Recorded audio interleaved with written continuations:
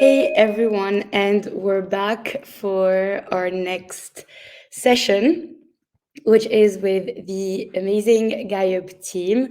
We have with us today Nabil, CEO and co-founder of Gaiup, and Martin, CTO and co-founder of Gaiup. They will both showcase how Gaiup leveraged Speckle to empower real estate owners, developers, entrepreneurs, engineers, and architects to design and deliver more sustainable building projects. They will showcase everything with you, and I'm going to bring them on stage. Welcome. Hi, welcome everyone. Also to the people that chose to join us in Copenhagen in the room next door. Just a small wave to you guys. We've been looking super much forward to share the work we've been doing with Speckle and around creating sustainability powers for all built environment professionals around the world.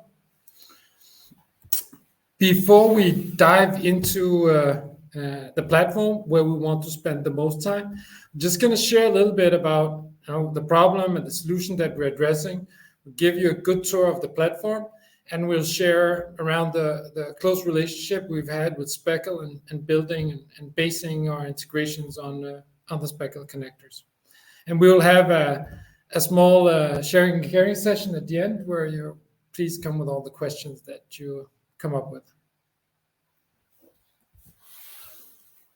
Right, so my name is Martin. I'm the CTO and co-founder of Gaiup. And I stand here together with my partner in crime.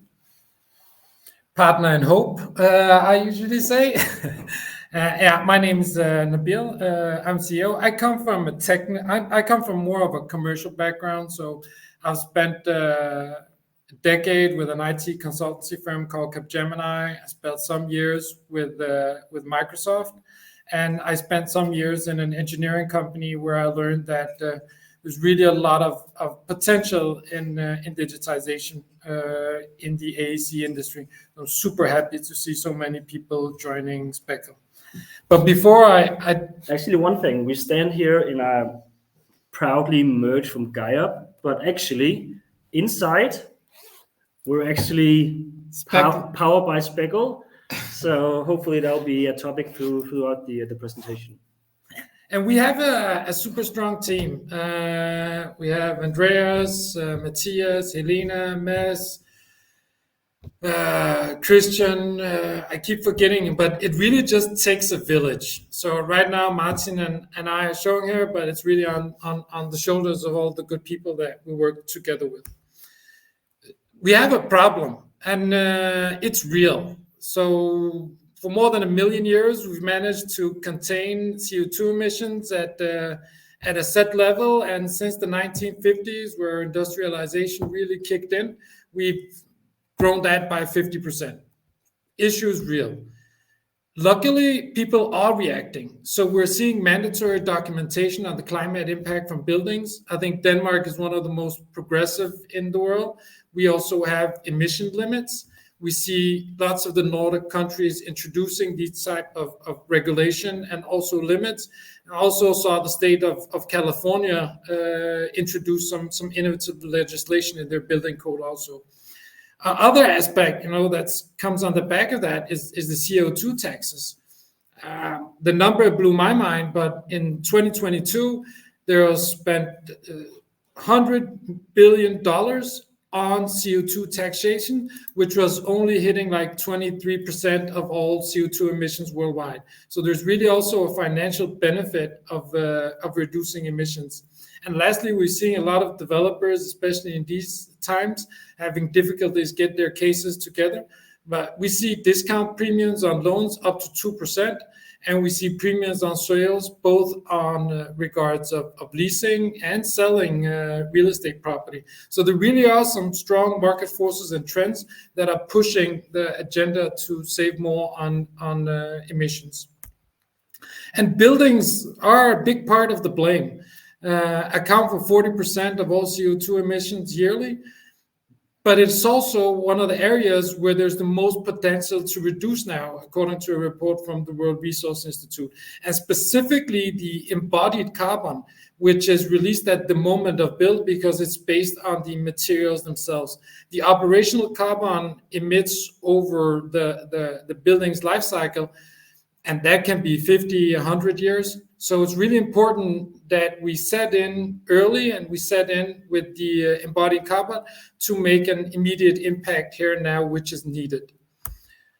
And to do this, to understand, we leverage the life cycle assessments. Many of you know these, but it's overall just data. So it's data about the building, it's data about the products. The problem really lies in in homogeneous ways that LCAs are being calculated. So depending on which country, which certification scheme, there could be, which requirements should be followed, which building components are considered, what type of sustainability data on materials is permissible, which emissions from the materials are encompassed, and what is the theoretical lifespan for the building. Just take the last point. In Denmark, when you calculate an LCA, the theoretical lifespan for the building is 50 years. But if you drive in a car like 20 minutes from here and hit Sweden, then it's 60 years, and it's different components that are included, etc. So we just had an experience that doing LCAs was tiresome, costly, and also very static. So our customers that were sharing across the nations, sharing building information across nations, they had a big complexity in creating multiple LCA requirements, assessments. So what do? We try to automate as much as possible. We want to ensure that there's immediate decision support. So anytime during the design process or construction process, you can quickly update your LCA and understand what would be the impact of changing these slabs from one material to another material, or what might be. We also see that there's millions of materials out there, and even more assemblies, so ways to combine these. And for a sustainability professional or anybody else to understand the alternatives to work with is really a big job. So we want, and here's the AI bingo again, we want artificial intelligence to help users sort through all of those possibilities. We maybe before GPT time, we took ChatGPT when it just came out and thought, let's make a domain-specific bot that can answer just simple questions. I think we're going to share an example of that. And overall, the people, the competency to conduct LCA assessments and communicate them are actually quite limited, and we really want to mobilize everybody. So again, a popular word, but making LCA capabilities and even more specifically LCA data available to everyone and allowing it to keep gaining value from is one of the core missions of ours. And it is about accessibility. It is about allowing knowledge and results and understanding out to all of the stakeholders that are involved in the building. And if we mobilize everybody, then we believe that our collective mind power will bring us to the best possible state. And that is taking the graph down a little bit to where it's been for a million of years. And I think from here, I'll ask Martin to see if he can share a little bit on how the platform actually works. Thank you, Nabil. So being in the industry for more than a decade, learned that you should never do a live demo. So hold my beer. Here we go. Let's jump over here. So let's log into the platform. This is our webpage, by the way. There will be a link in the end of the presentation, so you can go out and find more about us. So we log in. You have a specific login to a tenant. So that's the first thing I want to highlight. Since architects, engineers work for different clients, the platform itself is actually structured in a way so we can have access with the same user to different organizations. So this user only has one organization supplied. but it's as easy as to go here and change organization with the same user. All right. Other than that, this is our project overview. So you can see I have 4 projects in total, and this gives you a nice overview on the projects that you're working on, either the ones you have updated latest, the one that is favorited, and so on. You're able to filter and search down into this portfolio here. Right. So if we go into one of these, the steps of creating this project is actually the same as I show you now in the edit project. So we ask you to supply some information about the project, that being a name, address, size, number of stories, and so on. We then ask you to choose a calculation type under the calculation prerequisites. That can be a national type of calculation. So, for instance, this is the building regulation 18, as it's enforced in Denmark right now. But it could also that you don't want to tie to that. You want to have your own calculation prerequisites and calculation type. So let's say you want to calculate this over 60-year period. And you want to be at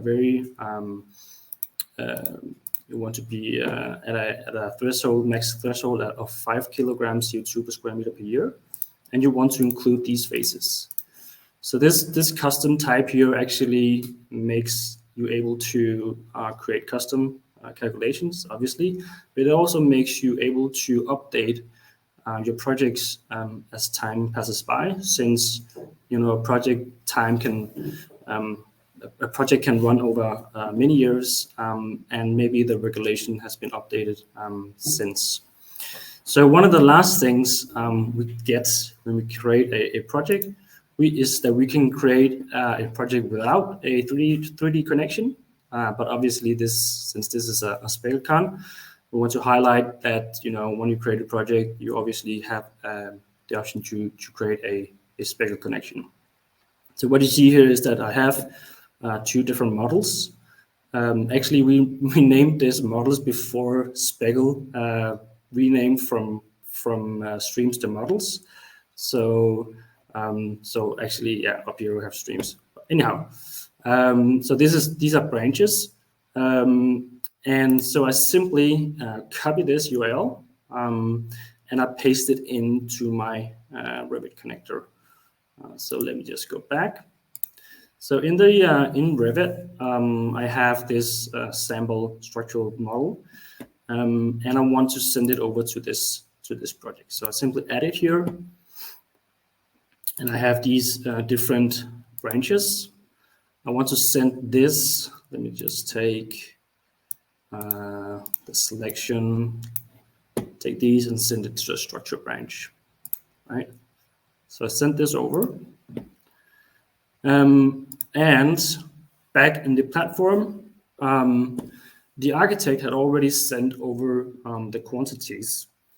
So the thing is that now we get the quantities from the 3D model, and once you update it, it updates here as well. But we need to tie that together with the EPD information. So the EPD stands for the environmental product declarations. So sort of the fact sheet on the different materials that we use. And we do this in the mapping view. So in the mapping view, we have the same models as before. And here we see the materials that the architect sent over from his model. We're able to see that in the from the material point of view, but we're also able to see it from a type point of view. So here from the material, you can see there's different materials. From the type, you'll see the floors, hollow core, decks, and so on. And all of these are actually getting information about the quantities from Speckle. And so that's one of the things. So on the left, is the speckled quantities, and on the right is the material database. So if I were to find, let's actually see if this has come through yet. Let me just update this.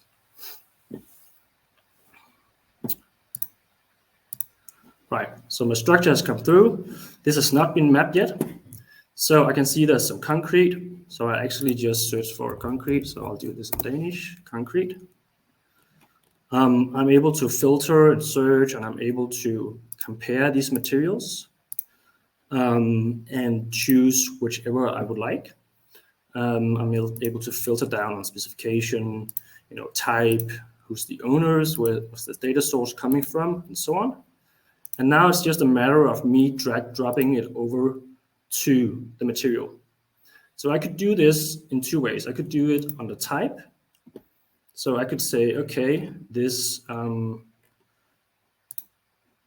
let's see, I have some concrete here. So I can drag it over here to this concrete under this type.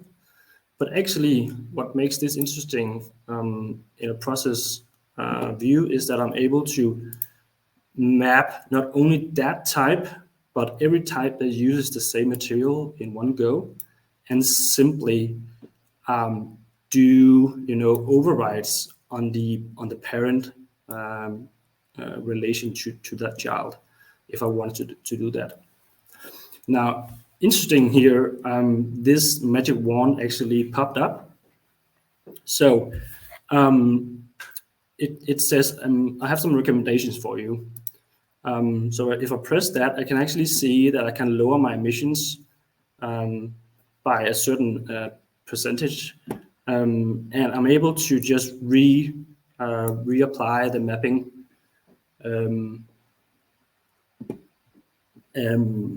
to the material here.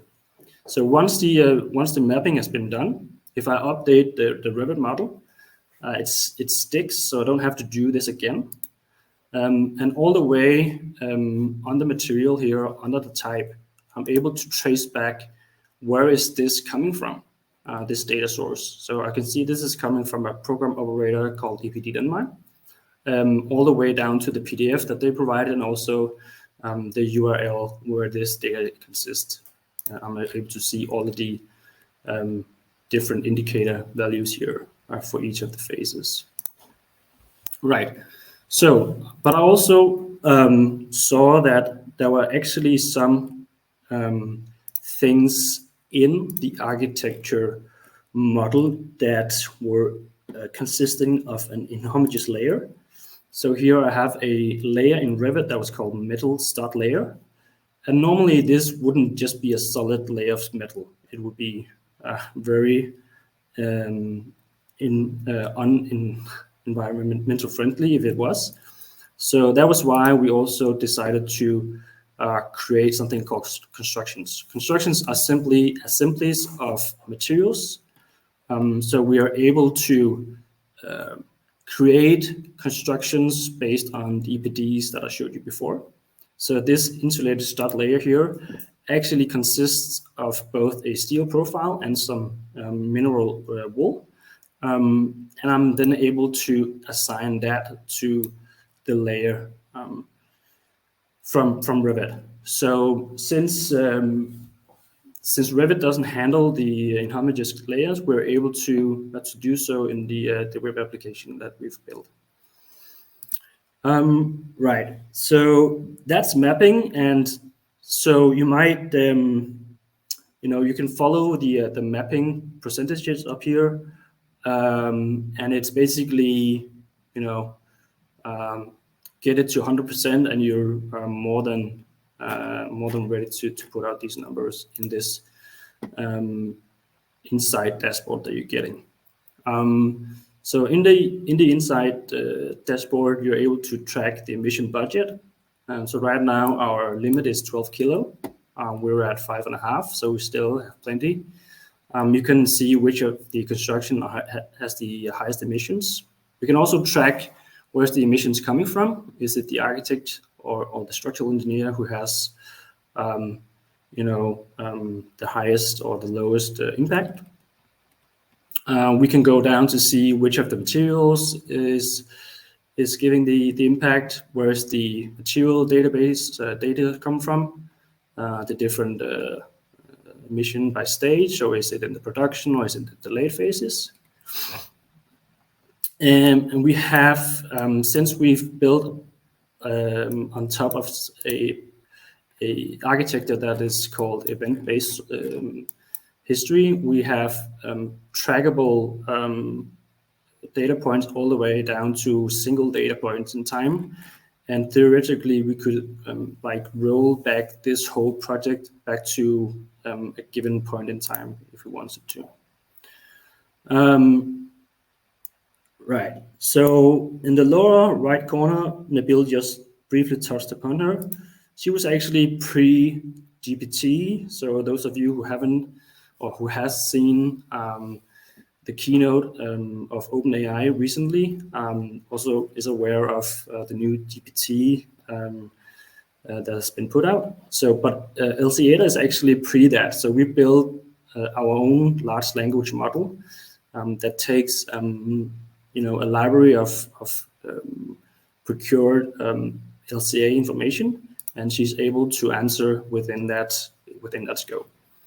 So I could ask, what is this funny looking standard? And hopefully LCA will come up with an answer. I can actually say, okay, this is helpful, and she provides you a reference list of where she got this knowledge about. So right now she answers within that, but we also looking to expand her knowledge into our library and also into knowing about the projects. Right. So to be a bit more brave, I'm actually going to jump over to our dev environment. So there's one big feature that we're working on, we haven't released yet, so I need to go to the dev environment. So let's say you have two similar projects. You're going to do a new headquarters, and you have an existing headquarters you did earlier, and you don't want to go through the cumbersome process of remapping that. So in the new quarters, go to mapping. We actually have something called auto mapping. So auto mapping lets you map based on most frequent used materials, most recent used, or by project. By project, you can set a specific project and use that mapping, or you could basically just use whatever you've most frequently use. So by this, we're able to auto map up to 100% with the knowledge that is already lying in the platform. Right.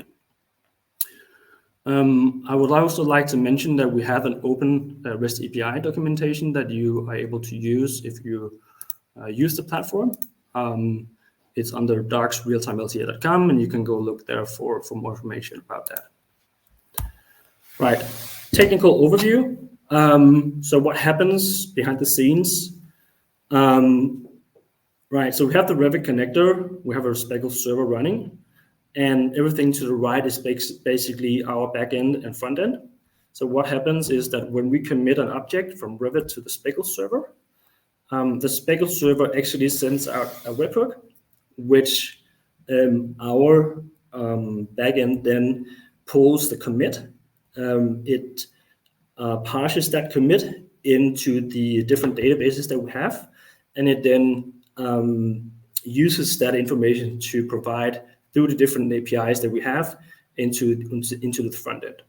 So even though it looked pretty complex, it's not actually that complex. It's really straightforward. So some things about why Speckle. So we didn't want to create another single-purpose BIM plugin suite. I think many of you who's out there, know the struggle about your ribbon is being overcrowded by different plugins. So we definitely didn't want to contribute to that. What we did want to contribute to was the open source community. We've had so many good discussions on the community, and we've gained so much knowledge throughout the community. Also, from a developer point of view, the suite of dev tools that Speckle provides has just been, the one thing that at least our developers has been looking towards when we decided to go with Speckle. And also Speckle for us as a startup is a really good fit. So we communicate on many levels. Also, just being communicating about being a startup. Also in that term and in that regard, Speckle has been amazing for us. So one of the things I also want to highlight is actually we're contributing to the Speckle shop repo. So here you see Killian and Dries. Both of them have been amazing with Gaiup, and they've made a lot of pull requests in the Speckle shop repo and built some of the functionality you see in the Speckle object today. One of the things is the material quantities object. So if you go to any object, you will most likely see, there's this material quantity, and this is actually where we get all of the information from. We're still advancing that, and actually the latest 2.17 release actually enhances the feature of this object. Also, the face information was a thing that we supported with. So we can actually tie the information from face information together with the EPD faces, so we can automate that as well. So just to wrap up, what's next? We want to expand the plugin compatibility, and I should have my virtual assistant now pulling up a vote for which of these Rhino, ArchiCAD, Tekla, SketchUp you would like to see us focusing on next. Also, we're working on Viewer API 2 integration. So the amazing technology that Speckle has put out regarding the viewer, we're integrating that. And basically, we're just empowering professionals worldwide. So we want you to be able to build more sustainable, and hopefully we'll be a key part in that journey. So we'd love to hear from you. There should actually be a QR code in this AI-generated image, so hopefully you'll be able. Otherwise, there is a URL at the bottom, so take note. Otherwise, I think in the handout there will be a link to us. So questions and feedback.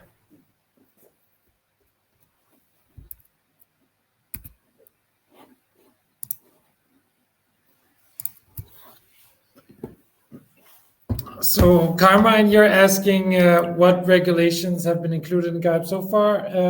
Our port of departure in Denmark, and that being the most progressive, it is Danish regulation, but the flexibility in selecting what objects do you want to, what building pods do you want to include, and the flexibility in which phases of the materials emissions do you want to include, by definition makes it applicable to any.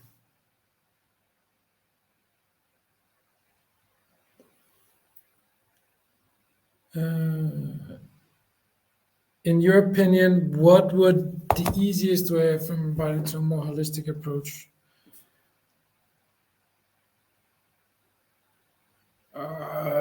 Difficult question, I would say. So part of the team are sustainability professionals, and to be honest, I don't think we were the right ones to answer this specific question.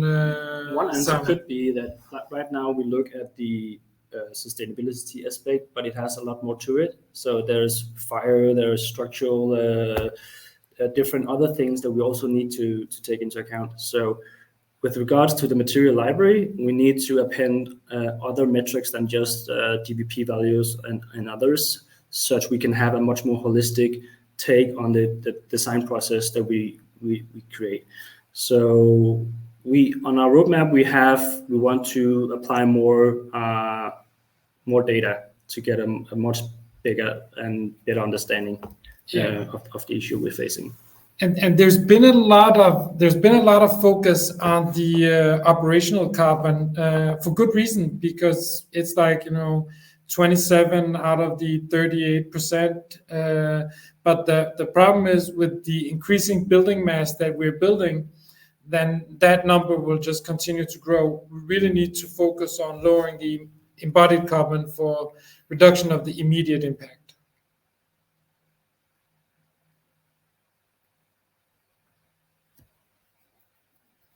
Can you?